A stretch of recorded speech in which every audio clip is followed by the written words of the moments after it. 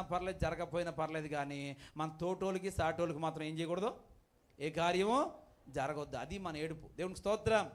వీడు ఏమంటున్నాడు, వీళ్ళరా నాకంటే వెనకాల వచ్చిన వాళ్ళందరూ బాగుపడి వెళ్ళిపోతున్నారు, ఇక్కడ ఉండి కాలక్షేపం చేసుకుంటూ ఇయ్యే చూస్తున్నాడండి.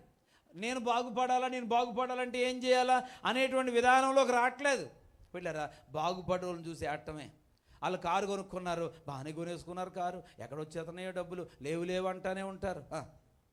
ఇది ఏడుపు కాకపోతే ఏంటి? అదేంటి అలా చూస్తున్నారు? వాళ్ళు ఇల్లు కట్టుకున్నారు, ఆ ఇంటిని గురించి ఏడుపు. పిల్లరా అప్పులు అంటానే ఉంటారు, ఎక్కడొచ్చేసినాయో డబ్బులు, ఇంకా ఇలాగా. పిల్లరా వాళ్ళు ఆ వస్తువు కొనుక్కున్నారు, వీళ్ళు ఇది చేయించుకున్నారు, వాళ్ళు అది చేయించుకున్నారు. ఇక ఎంతసేపు కూడా ఎవరో ఒకరి మీద పడి ఏడవటమే. దేవునికి స్తోత్రం. నేను మన సంఘాల్లో ఒక సహోదరి పిల్లర ఒక సహోదరుడు కుటుంబం ఒక ఇల్లు కట్టుకున్నారు. పిల్లరా ఇల్లు కట్టుకుంటే ఆ ఇల్లు ఓపెనింగ్ కార్యక్రమానికి మేము వెళ్ళాం. అందరూ వచ్చారు, మేము వెళ్ళాం. అందులో పిల్లరా ఒక ముగ్గురు మాత్రం వచ్చినప్పటి నుంచి ముఖం మాడుచుకోని ఉన్నారండి. పిల్లరా నేను అందరినీ గమనిస్తున్నాను. ఇక ఓపెనింగ్ చేసేద్దామంటే ఇంకెవరో రావాలంటే 1 నిమిషం అండి, 5 నిమిషాలండి, 10 నిమిషాలు అంటున్నారు. సరే ఉందామని చెప్పేసి చూస్తా నేను అలా పక్కన కూర్చున్నాను. పిల్లరా అయితే వీళ్ళ ముగ్గురు మాత్రం వాళ్ళు ఒకచోట కూర్చోలేదండి, వేరు స్థలాల్లో కూర్చున్నారు, కానీ వాళ్ళ ముఖాలు మాత్రం ఎలగడం లేదండి. పిల్లరా ఎందుకు ఎలగడం లేదని అంటే పోనీ ఏదో ఒక బాధతో అలా ఉండిపోయారంటే లేదు. ఒకసారి ఆ ఇల్లు అలా చూస్తున్నారు, కిందకు చూస్తున్నారు, మీదకు చూస్తున్నారు అంటున్నారు. అప్పటికే పేదలు తిప్పుతున్నారు, అప్పటికే మూతి తిప్పుతున్నారు, వాళ్ళే తిప్పుకుంటున్నారు, ఎవరి దగ్గర కాదు. పిల్లరా అంటున్నారు, పిల్లరా ఊపిరి గట్టిగా వదులుతున్నారండి. పిల్లరా నానా అవసాట్లు పడుతున్నారు అక్కడ కూర్చొని. ఒక్కొక్కరు ఒక్కో విధానంలో ఉన్నారు. వాళ్ళ యొక్క పిల్లరా ఆపసోపాలు పడిపోతున్నారు. పిల్లరా అందులో ఒక ఆవిడ లేచి గుమ్మం దాకా వచ్చింది. రెప్పలను కట్టేస్తారు కదండి, ఆ గుమ్మం దాని నుంచి ఇలా ఒంగోని అలా ఇలా చూసి అంటుంది. మళ్ళీ పిల్లరా ఇదే గొడవ. ఇక వాళ్ళు కట్టుకున్న దాన్ని చూసి వీళ్ళ గొడవ, వీళ్ళ బాధ ఎంతంత కాదండి. ప్రార్థనలోని మాట్లాడలేదు, అడిగిన దానికి సమాధానం చెప్పలేదు. ఎందుకంటే వీళ్ళకి ఏడుపు ఎక్కువైపోయింది. పిల్లరా ఎందుకు అంటే లోపల తిట్టేసుకుంటున్నారని నాకు అనిపించింది. ఏంటి తిట్టుకోవడం?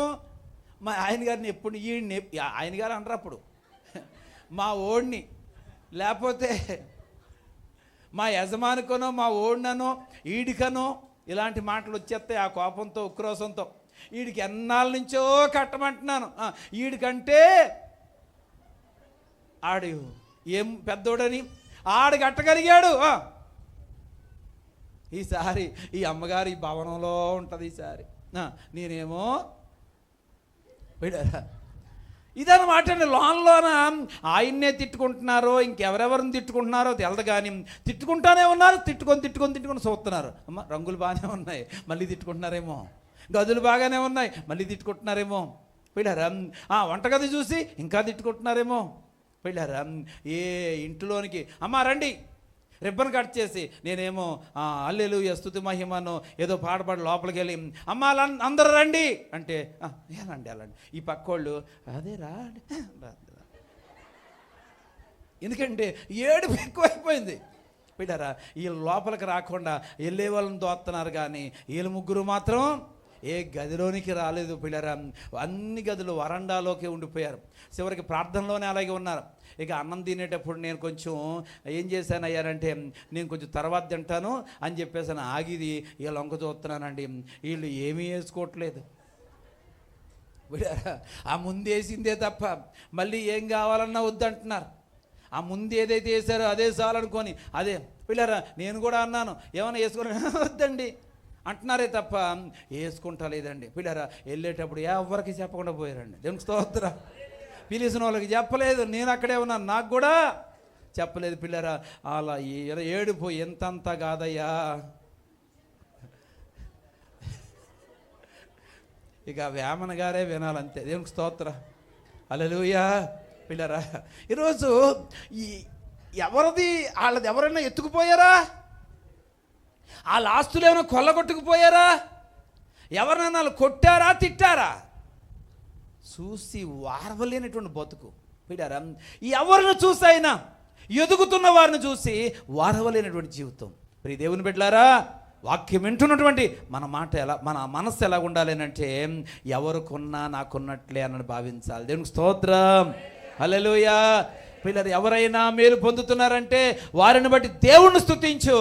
అక్కడ నేను అనుకున్నాను, వాళ్ళు అక్కడ సంతోషంగా ఏ కల్మషం లేకుండా దేవుడు కృప చూపించి ఎన్నాళ్ళకి కష్టం తీర్చాడు, ఎన్నాళ్ళకి దేవుడు సహాయం చేశాడని మంచి మనసుతో దేవుని స్తుతించి అన్ని గదుల్లో తిరిగి దేవానికి స్తోత్రం స్తోత్రం స్తోత్రం స్తోత్రం అంటే ఆ మరుసటి నెలలైనా వాళ్ళు పునాది కట్టేద్దరండి. దేవునికి స్తోత్రం కలుగును గాక, హల్లెలూయా.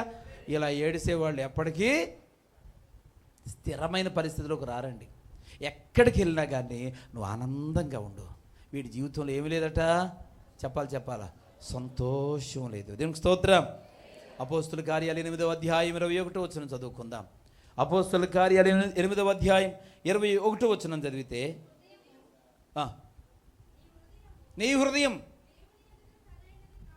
నీ హృదయము దేవుని ఎదుట సరైనది కాదు గనుక ఈ కార్యమందు నీకు పాలు పంపులు లేవు. నువ్వు సంతోషించకుండా స్వార్థంతో, అసూయతో, ద్వేషంతో ఉంటే నీ హృదయం దేవుడికి ఎలా కనపడట్లేదు? సరైనదిగా కనపడట్లేదు. నీ మనసు సరిగా లేదు. అందుకనే దేవుడు చేసే కార్యమందు నీకు పాలు పంపులు ఉండవు. పిల్లరా, నువ్వు సంతోషించాలి. దేవునికి స్తోత్రం. సంతోషించే వారితో చెప్పాలా, వాళ్ళందరూ సంతోషంగా ఉన్నారు, వీళ్ళు ముగ్గురు ఏడుస్తూ ఉన్నారు.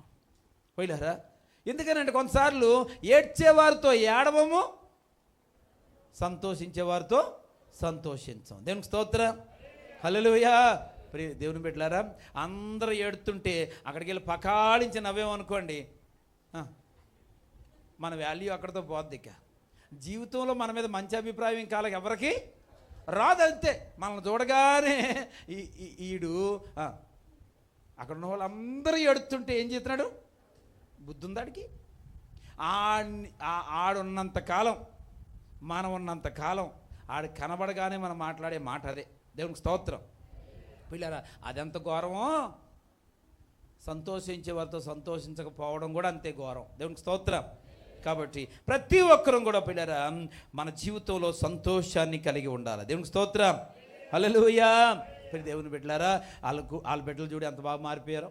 వాళ్ళు చూడు చక్కగా చదివేసుకుంటున్నారు. వాళ్ళు చూస్తే చిన్న వయసులోనే ఉద్యోగం సంపాదించేశారు. వాళ్ళకి చూస్తే పెళ్ళి అయిపోయింది. వాళ్ళకి చూస్తే పిల్లలు పుట్టేశారు. వాళ్ళకి చూస్తే అన్నీ సంపాదించేసుకుంటున్నారు. అదిగో వాహనం కొనేసుకున్నారు, వస్తువు కొనేసుకున్నారు, అది చేసేసారు, ఇది చేసేసారు. ఎంతసేపు పొందుకున్న వారిని చూసి ఆడటం కాదు పిల్లరా, పొందుకున్న వారిని చూసి నువ్వు బాధపడద్దు, సంతోషంగా ఉండు.